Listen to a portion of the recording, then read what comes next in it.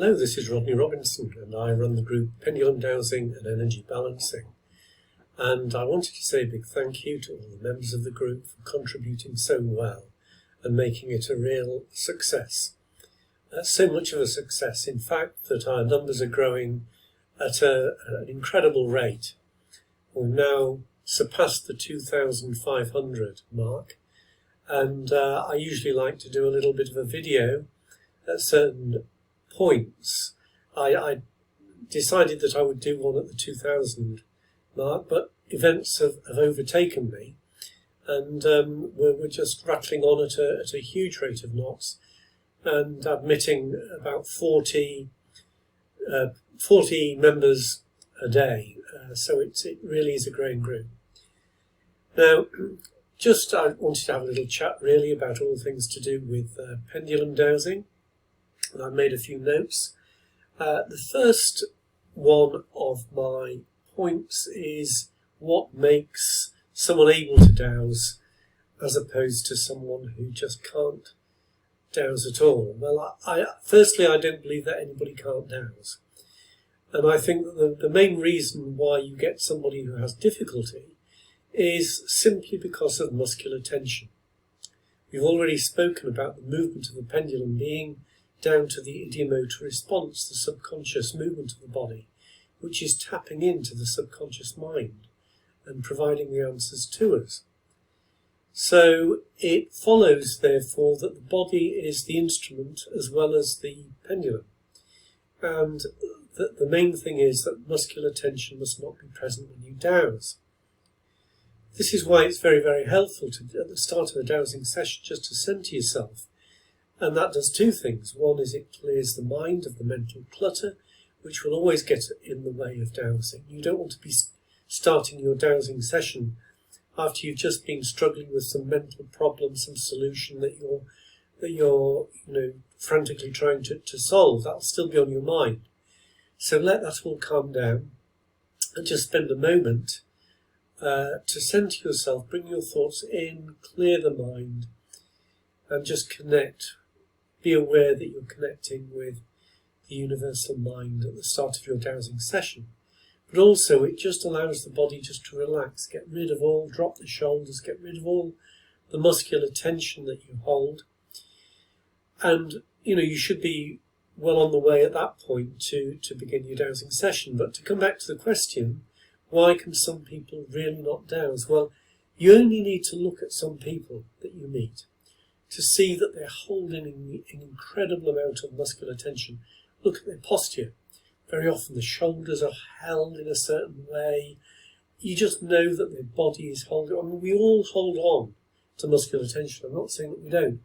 But some people have a really incredible amount to the point where it's causing them physical problems. They might have tension across the shoulders. They might have shoulder pain, back pain, this sort of thing.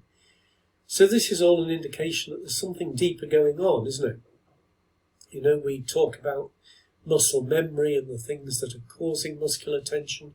It may be for every one of those muscular sinews that is tense, we have some kind of emotional block or mental block or some kind of negative emotion that's attached to all those tensions that are held. Muscular tension is an incredibly complex thing, and I don't think that any of us fully understand how the body gains it, how the body holds on to it.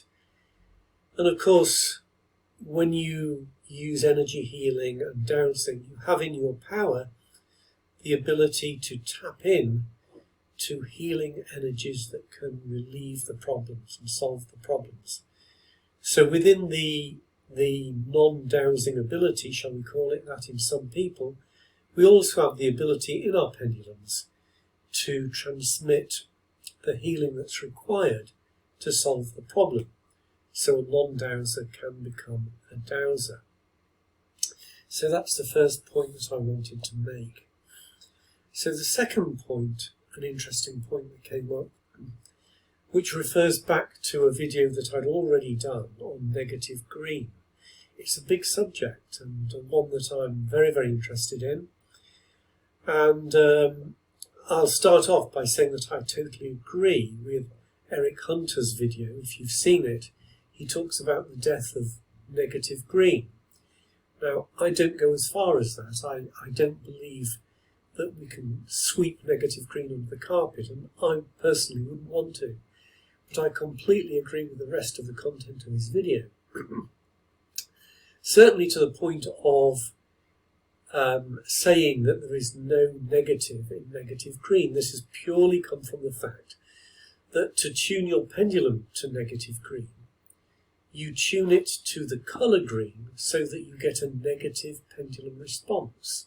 And that is why it's called negative green. And very often on colour charts you see it in the opposite segment to green.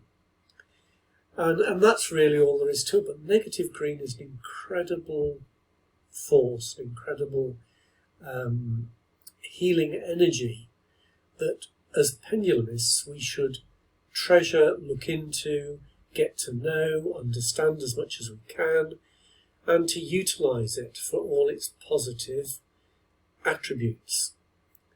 And it's really, really an important force for pendulum work, especially in terms of pendulum alchemy, pendulum manifestation, using the pendulum, which I concentrate a lot on, I know, in my videos. And that is the aspect of dowsing where you make a statement, you use your intention, and you make the pendulum movement in order to transmit your intention, to make something more likely to occur. So what you're doing is you're affecting reality by your intention, always adding, of course, only if for the highest good and the highest good of all concerned. This is most important because we don't want to force our will against the divine will, the divine plan, which is always the most perfect and the most pure plan that we should attempt to plug into, to align with, in order to make our lives more happy, more joyful, and just to experience all the things that we are supposed to experience in our lives for our greatest good. So, a few more things about negative green to mention. That all pendulums, certainly all pendulums that have any degree of geometry to them, they will incorporate sacred geometry into their design. And even more so if it has Egyptian stylization in its design, like these. We have the Osiris, the Isis and the Karnak elements of an Egyptian pendulum in this particular design, and in other designs too. Here we have an example of a Hathor pendulum after the goddess Hathor, and we have the BG3 design, which I'm led to understand was designed by Ibrahim Karim, who has really invented the term biogeometry and all that goes along with that. So we could talk about these, on and on, but let's just go back to the point about negative green. Excuse me. Let's take a sip of water. So, negative green is emitted from all high vibrational pendulums. And this is from the form that it takes. If you've read Ibrahim Karim's book, looked at any of his videos, I haven't done his courses, but I've read his book and looked at all his videos, as far as I know. And this is formed by the actual geometry of the pendulum itself.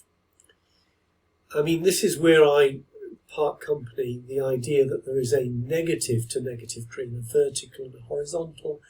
I personally think that's nonsense, but if you wish to believe it, I don't want to disrespect your belief in that, but I don't think there's anything in it at all.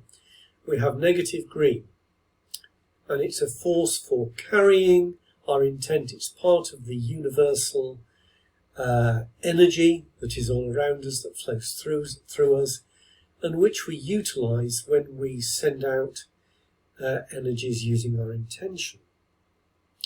There may well be different aspects to the universal energy other than negative green. There may be different colours, which Ibrahim Karim talks about, and why he calls his pendulum of this design BG3, because he states that there are three elements to this energy, one of which is negative green, one of which is the higher harmonics of violet and the higher harmonics of gold. So you have different frequencies, if you like, in this particular aspect of the universal energy. It's fascinating to read his book on this, and particularly his linking of this universal energy, this BG3 energy, to earth energy, power spots, ley lines, and ancient geometric forms found in ancient Egyptian archaeology, such as the pyramids and other forms that they particularly used, as they were experts in manipulating this energy, and also the energy that was associated with ancient stone buildings, if you like, or forms such as Stonehenge and other ancient monoliths of that nature. So that's something to sort of talk about. Maybe it's a little bit more at length in another video, or you can go along and read more about it yourself.